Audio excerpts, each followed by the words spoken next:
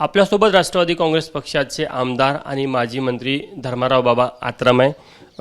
राजे, काय सांगाल? रोहित पवार आज परत दिल्लीमध्ये पत्रकार परिषद घेत आहे. वारंवार सातत्याने पत्रकार परिषद घेऊन ते अजितदादा यांचा अपघात हा कसा घातपात होता हे सांगण्याचा प्रयत्न करत आहे. नाही, त्याच्यामध्ये पवार साहेबांनी पहिलेच सांगितलं आहे की हा ॲक्सिडेंट झालेला आहे. आणि हा जेव्हा साहेबांनी जेव्हा सांगितलं की हे ॲक्सिडेंट आहे तर त्याच्यामध्ये अर्थ नाही ना. तर काय जे काय ठीक आहे, आपलं मागणी जे असेल ते मागणी जे इन्क्वायरी कमिटी बसलेलं आहे त्या कमिटीसमोर त्यांनी मांडावं.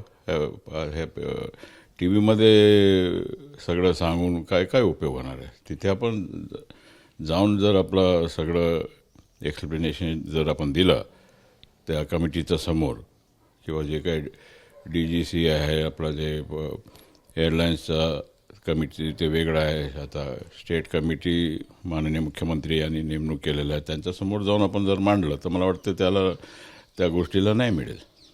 कुठेतरी या सगळ्या पत्रकार परिषदेच्या माध्यमातून एक राजकीय अजेंडा तयार करण्याचा प्रयत्न होता, एक राजकीय नॅरेटिव्ह सेट करण्याचा प्रयत्न होत आहे. नाही, ह्याच्यामध्ये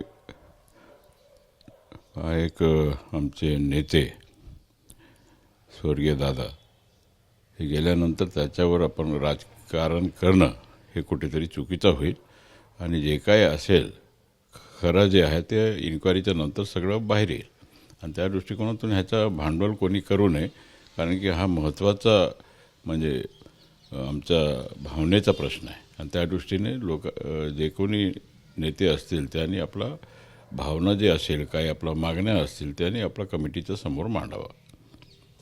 सुनेत्राताई पवार यांना राष्ट्रीय अध्यक्ष केलं जाणार राष्ट्रवादी काँग्रेस पक्षाचं कशा प्रकारे बघता? आणि एक महिला म्हणून आता राष्ट्रवादीला एक नवीन नेतृत्व मिळेल, त्याचा किती फायदा होईल असं वाटतं? नाही, नेतृत्व तर त्यांनी आपण नेता म्हणून जेव्हा आम्ही त्यांना मानलेलं आहे तर ते नेतृत्व करत आहेत.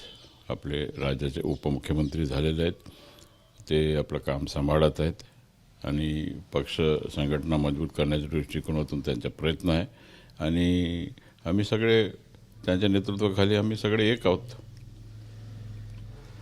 शरद पवार आणि रोहित पवारांनी देखील त्यांचं नेतृत्व स्वीकारून यायला पाहिजे. नाही, आता त्याच्यामध्ये मला काही भाष्य करायचं नाही. जेव्हा काय आमचे ते नेते आहेत, ज्येष्ठ नेते आहेत, ते बसतील, निर्णय घेतील काय करायचं काय नाही, आणि त्या दृष्टिकोनातून जे ते निर्णय घेतील ज्येष्ठ नेते त्याप्रमाणे आम्ही त्यांच्या पाठीशी उभा आहोत. 2 राष्ट्रवादी विलिनीकरणाची चर्चा आता संपलेली आहे, पक्षात कुठे ती चर्चा नाही. आता ते त्याच्याशी काय मला आता काय त्याच्यामध्ये प्रतिक्रिया मला द्यायचा नाही. आता सध्या म्हणजे जे नेते आहेत आमचे राष्ट्रवादी काँग्रेसचे ते जे ठरवतील त्या गोष्टीला मान्यता आम्ही एक होऊन एकमताने आम्ही ताईंच्या पाठीमागे उभा आहोत.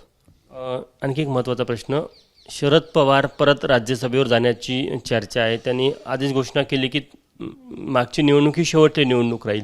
अनेक लोक म्हणतात की त्यांनी आता या वयामध्ये राजकीय संन्यास घ्यावा. नाही, ते एक मार्गदर्शक म्हणून ते राहिले तर बरं होईल. परंतु राजकारणामध्ये केव्हाही आपला म्हणजे राजकीय ताकद जर आपल्याला ठेवायचं असेल तर आपल्याला राजकारणामध्ये राहणं हा गरजेचं आहे. आणि त्या दृष्टिकोनातून साहेबांना जर वाटत असेल की ते पुन्हा राज्यसभेमध्ये आलं पाहिजे तर त्या दृष्टिकोनातून त्यांच्या पार्टी तसं ठरवेल. त्यांच्याकडे संख्याबळ नाही, गरज पडल्यात तुमची राष्ट्रवादी त्यांना मदत करेल? नाही, आमच्याकडे आमच्याकडे संख्याबळ आहे. आणि महायुतीला जर लागत असेल त्या दृष्टिकोनातून आम्ही महायुतीमध्ये असल्यामुळे आमचे नेते लोक ठरवतील काय करायचं. शरद पवारांनी राज्यसभेत जर परत गेलं तर त्यात काही वावगं नाही, यायला पाहिजे. नाही, जरचं मला मत व्यक्त करायचं नाही. आमच्या राष्ट्रवादी वेगळा आहे, त्यांच्या राष्ट्रवादी वेगळा आहे. आणि त्या दृष्टिकोनातून आमचा पक्ष हा महायुतीमध्ये असल्यामुळे महायुती जे ठरवेल त्याप्रमाणे आम्ही सगळे 3 पार्टी मिळून आम्ही निर्णय घेऊ. त्यांनी त्यांच्या पक्षाने जर त्यांचं नाव दिलं तर ते म्हणत होतं की मला हे म्हणायचं आहे की तुम्ही जसं म्हटलं की राजकारणात सक्रिय राहण्यासाठी राजकारणात असणं गरजेचं असतं, तर राज्यसभेत ते त्यांच्या पक्षाकडनं जर येत असेल तर त्याचं स्वागत आहे का? नाही, त्याच्यामध्ये त्यांच्या पक्षाच्या गोष्टी आहेत, त्याच्यामध्ये आम्ही कशाला बोलला पाहिजे.